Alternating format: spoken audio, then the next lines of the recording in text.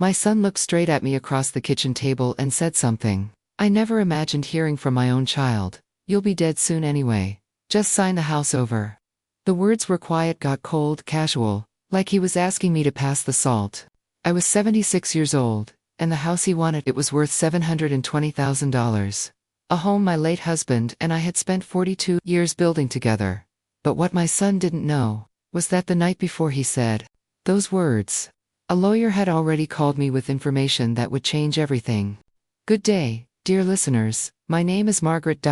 And if you're new here, welcome. I'm very glad you decided to spend a little time with me today. Before we begin, please take a moment to like this video and tell me in the comments which city you're listening from. I always enjoy seeing where our little circle of listeners comes from. Now, let me tell you about the day my own son tried to take my home, and how patience and a little bit of quiet preparation changed the ending he thought he had already written. I've lived in the same house for most of my adult life. A soft yellow colonial with white shutters, and an old maple tree in the front yard that my husband planted the year our son Daniel was born. Back then, the neighborhood was quiet. Families stayed for decades. Children rode bicycles down the sidewalks, and every summer evening smelled faintly of freshly cut grass. My husband, Robert, and I bought the house in 1981. At the time it cost $112,000 to us. It felt like a fortune. Robert was a civil engineer. I worked part-time as a school librarian. We were careful people, not wealthy, but steady. Robert believed in three things very strongly: pay your bills, take care of your family, and never borrow more than you can repay. Because of that, we paid off our mortgage early. I still remember the day Robert walked into the kitchen, holding the final bank statement. He set it down on the table and smiled. "Margaret," he said, "this house belongs to us now." I cried that day. Not because of the house itself, but because it meant security. A place no one could take from us. A place our son could always come home to. Daniel was 9 years old when we moved in. A sweet boy back then, quiet, curious, always asking his father questions about how things worked. Robert adored him. On weekends they built little projects together, in the garage. Birdhouses. Toy cars. Even a small wooden bookshelf that still sits in my living room today. Back then, I truly believed our family would stay close forever. But life doesn't always move in the direction we expect. Daniel grew up, went to college, got a job in real estate, and slowly, something inside him began to change. At first it was small things. He talked more about money, about investments, about people, who became successful by being aggressive. Robert didn't like that kind of talk. One evening at dinner, he told Daniel something I've never forgotten. "Money should solve problems," Robert said calmly. "It shouldn't become your only goal." Daniel rolled his eyes. I remember the moment clearly. It was the first time I saw that particular expression on his face. Impatience. Dismissal. Like his father was old-fashioned, at the time. I told myself it was just youth. But Robert noticed it too. Later that night, as we were washing dishes together, he said quietly, "Margaret, watch Daniel carefully as he gets older." I asked him why. Robert dried his hands on a towel, and said something strange. "Ambition can be good, but greed eats people from the inside." I didn't fully understand what he meant back then. But years later, those words would come back to me with painful clarity. Robert passed away 8 years ago, a sudden heart attack. One moment we were having breakfast together. The next moment my entire life had shifted. Losing a spouse after 40 years is something difficult to explain. It's like losing the rhythm of your own breathing. The house suddenly feels enormous, quiet in ways that echo. For the first year, Daniel visited often. He said he wanted to make sure I wasn't lonely at first. I appreciated that, but slowly, the conversations began to change. He asked questions about finances, about the house. About what I planned to do long term. One afternoon he said something that made me uncomfortable. "Mom, this place is huge for just one person." I smiled politely. "Well, it's my home." Daniel leaned back in his chair. "Yeah, but the property value here is insane now. Houses on this street are selling for over $700,000. I didn't respond. Instead, I poured him another cup of coffee. That was the first time I realized Daniel wasn't looking at my house the way I did. To him it wasn't memories, it was an asset. Over the next few years, the comments continued. Subtle at first, then less subtle. "You should think about selling. You could move into a smaller place. You don't need all this space. But every time he mentioned it, something in my chest tightened. Because this house wasn't just a building, it was 40 years of life. Robert's laugh, echoing down the hallway. Daniel learning to walk across the living room carpet. Christmas mornings. Birthday cakes. Rain tapping softly against the windows at night. You can't put a price on those things, at least. I thought you couldn't. 3 months ago, Daniel started visiting more frequently again, but this time something felt different. He brought papers, sometimes. Real estate listings. Market estimates. But one afternoon, he said casually, "Mom, have you ever thought about putting the house in my name? It would make things easier later." I looked at him carefully. "What do you mean?" "Well," he said, tapping his phone screen, "estate planning, taxes, probate, all that stuff."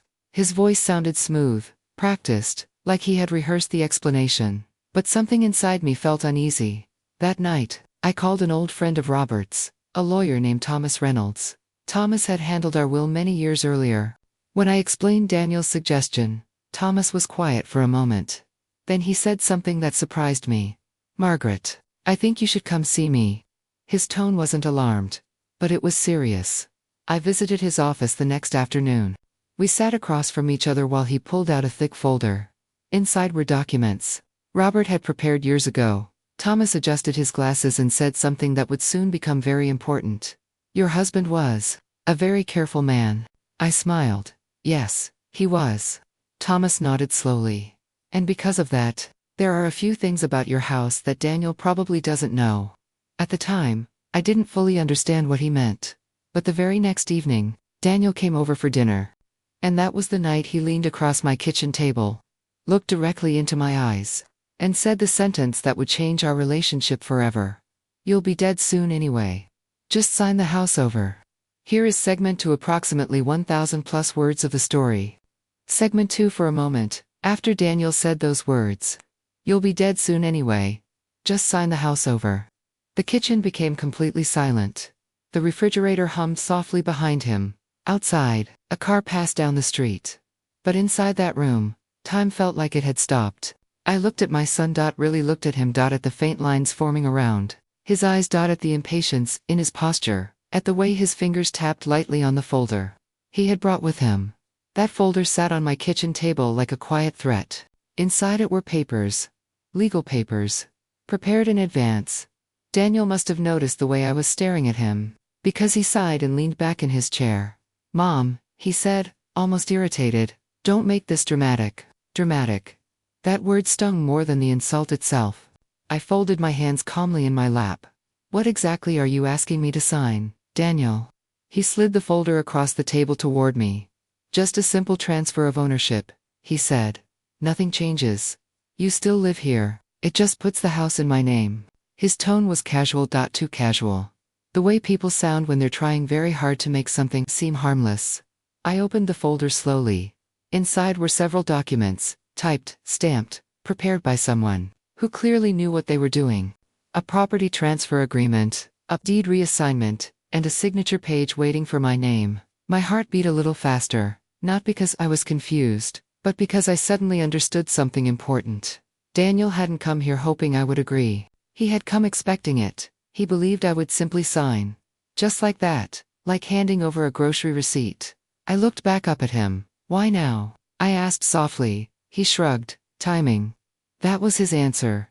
Just one word. I closed the folder and rested my hand on top of it. "You said I'd be dead soon anyway." Daniel rolled his eyes slightly. "Oh, come on, Mom. Don't be sensitive. It's just reality." Reality. That word echoed strangely in my mind. "I'm 76, I said calmly. "That's not exactly ancient." "Well," Daniel said, leaning forward, "you're not young either." His voice had changed now, less patient, more direct. "Look, Mom, this house is worth over $700,000, probably more in a year or two." He tapped the table lightly. "Transferring it now avoids probate later." I didn't respond. Daniel continued, "And frankly, it just makes sense." That phrase again, makes sense. But something inside me knew this wasn't about convenience, it was about control. I studied his face quietly. "Daniel," I asked, "who prepared these documents?" "My attorney." The answer came quickly. Too quickly. And did this attorney explain that you were asking your 76-year-old mother to transfer her home to you? Daniel's expression hardened. Mom, you're twisting this. Am I? He leaned forward again. His patience was fading. You live here alone. You barely use half the house. Meanwhile, I'm paying a mortgage across town. The real motivation. I had suspected it for years, but hearing it spoken aloud felt different. Sharper, double quotes, so you want my house, I said. I want the property secured in the family, he corrected. I couldn't help but smile a little at that. Daniel, I said gently, I am the family. That sentence seemed to irritate him. He ran a hand through his hair and let out a breath. Mom, just sign it. You still live here. Nothing changes. Except ownership. Except control. Except the fact that once those papers were signed, this house would no longer belong to me, and Daniel knew it. But what he didn't know was that 24 hours earlier, I had been sitting in a quiet law office, listening to Thomas Reynolds explain something very interesting about the property, something my husband Robert had arranged years ago. I placed the folder back on the table. I'll think about it, I said. Daniel frowned immediately. What's there to think about? Oh, many things, I replied calmly. His eyes narrowed slightly. You don't trust me? That question was almost amusing, but I didn't laugh. Instead, I said something simple. I trust time. Daniel stared at me. What does that even mean? It means, I said gently, that important decisions deserve patience. He leaned back in his chair again, clearly frustrated now. You're making this harder than it needs to be. Perhaps, I said. Then I slid the folder back across the table toward him. But tonight, I'm not signing anything. Daniel didn't pick up the folder. Instead, he stared at me for several seconds. Then he said something that revealed more than he probably intended. You know, legally things can get complicated later, if you don't handle this now. Complicated. That sounded suspiciously like a warning. I tilted my head slightly. Complicated how? He hesitated for a moment. Just a moment. Then he shrugged. Well, if something happened to you unexpectedly, probate could take months. I said thoughtfully. But you're assuming the house automatically becomes yours. Daniel blinked. What? After I die, I clarified. His expression changed slightly. Of course it would it? For the first time that evening, Daniel looked uncertain. Just for a second, but it was enough. He quickly recovered. Mom, I'm your only child. That's true, I said. But inheritance law isn't always that simple. Daniel's eyes narrowed again. What are you talking about? I smiled gently. Oh, nothing important tonight. That clearly irritated him. He stood up from the table. Fine. Think about it. He grabbed the folder and shoved the papers back inside. But don't wait too long. Why not? I asked calmly. Daniel paused. Then he said something colder than anything else that evening. Because people your age can decline quickly. The implication hung in the air. Then he walked toward the door. Before leaving, he turned back and added one last sentence. Just remember, Mom, I'm trying to help you. And with that, he left. The front door closed softly behind him. I remained at the kitchen table for several minutes, listening to the quiet, feeling the strange mixture of sadness and clarity settling in my chest. Because Daniel had just confirmed something important. This wasn't about helping. This was about taking. Slowly, I stood up and walked to the living room. On the wall above the fireplace hung a photograph of Robert, taken during a summer vacation many years ago. He was smiling, relaxed, confident. In that quiet way he always had. I looked at that photograph and whispered something softly. You saw this coming, didn't you? Because the truth was, Robert had prepared for this possibility years ago, and the documents Thomas Reynolds had shown me the day before contained a detail about our house that Daniel clearly didn't know, a detail that would soon make his plan collapse completely. But first, I needed patience, and Daniel was about to give me exactly what I needed: time. Here is segment 3, 1,000 plus words, of the story. The morning after Daniel came to my house with those papers, I woke earlier than usual. At my age, sleep is a gentle visitor. It comes and goes as it pleases. Sometimes I wake before the sun, listening to the quiet hum of the house. That morning, I sat at my kitchen table with a cup of tea and watched the pale light slowly spread across the backyard. The maple tree, Robert planted nearly 40 years ago, swayed gently in the breeze. I found myself thinking about Daniel as a child, about the way he used to run across that yard, chasing fireflies. Back then, his laughter filled the whole house. It's strange how memory works. When someone hurts you deeply, your mind doesn't only remember the pain, it also remembers the love that once existed, and that makes everything more complicated. But as I sat there in the quiet kitchen, another thought settled slowly in my mind. Daniel believed he had time on his side. He thought age meant weakness, that I would eventually give in. But he didn't know something Robert had known for years. Something my husband had prepared carefully, quietly, long before Daniel ever began talking about property values and asset transfers. That afternoon, I called Thomas Reynolds again. "Margaret," he said warmly when he answered the phone, "I had a feeling you might call today." I smiled slightly. Daniel came over last night. Thomas didn't sound surprised, and he brought legal papers asking me to transfer the deed. Thomas sighed softly. Well, that was quicker than I expected. I leaned back in my chair. Thomas, I want to understand exactly what Robert arranged. There was a brief pause on the phone, then Thomas said gently, "Of course. Why don't you come by the office again?" Thomas Reynolds had been Robert's friend for nearly 30 years. They met through a community development project long ago. Over time, their professional relationship became a friendship built on mutual respect. Robert trusted Thomas completely. And sitting in that quiet office again, I began to understand why.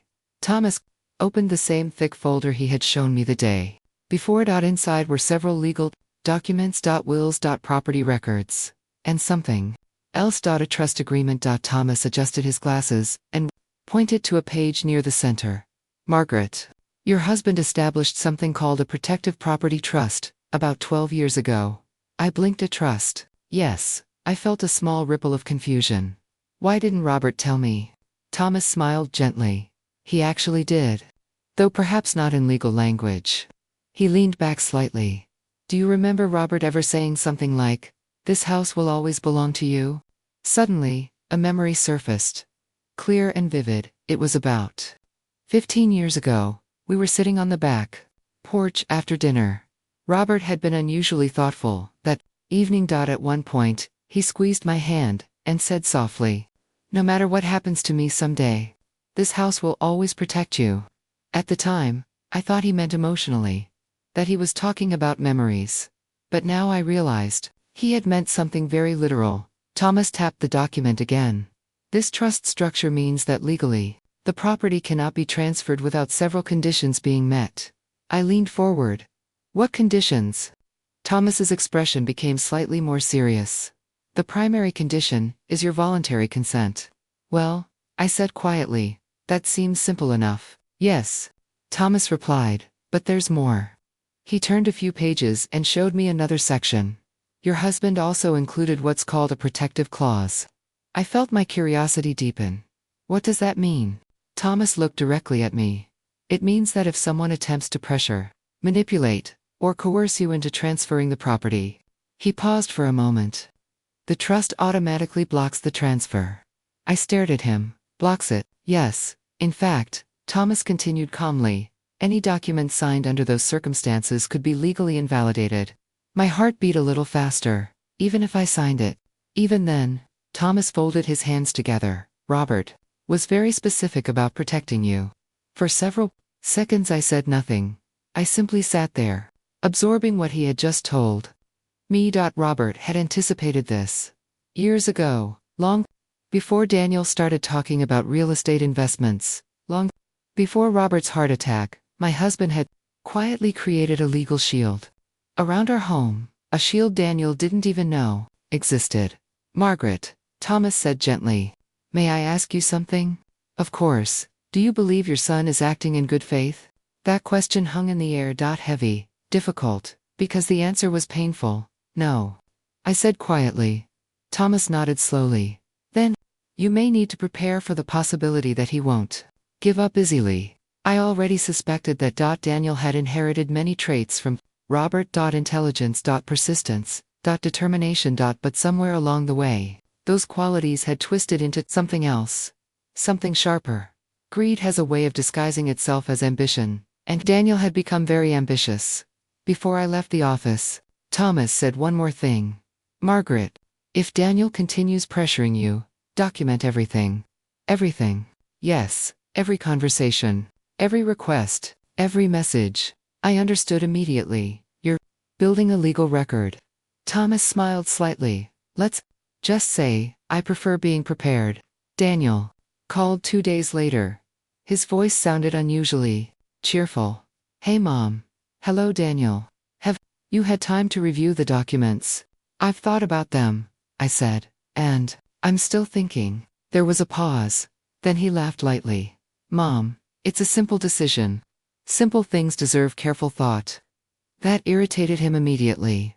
Look, Mom, I'm trying to plan ahead. Plan what? The future? I spoke slowly. The future is unpredictable. Daniel's voice became sharper. That's exactly why you should transfer the property now. I didn't respond. Then he said something that confirmed Thomas's concerns. You know, if you wait too long, the situation could become complicated.